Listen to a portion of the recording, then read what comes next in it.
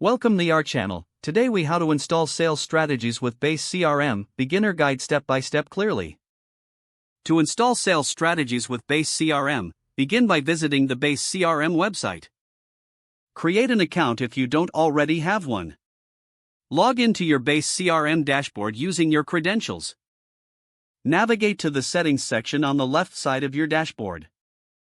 In the settings menu, locate the sales strategies option. Click on Sales Strategies to view the available templates.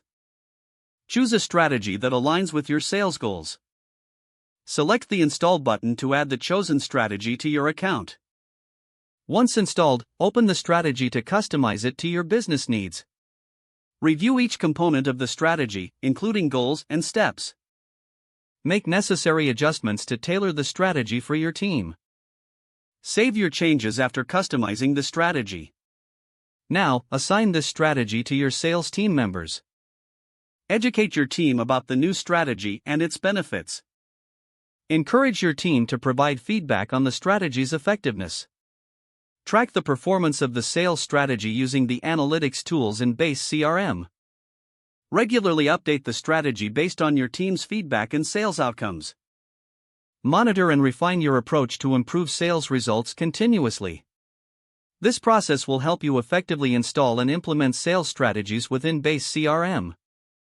If the page does not load, refresh the browser or try again in a private or incognito window. Make sure you are using the correct email address, then retype it carefully to avoid small typos.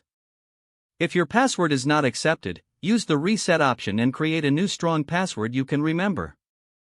Check your spam folder for verification or security emails, then complete any requested confirmation steps. Enable two-factor authentication if available to improve account security and reduce unauthorized access risk.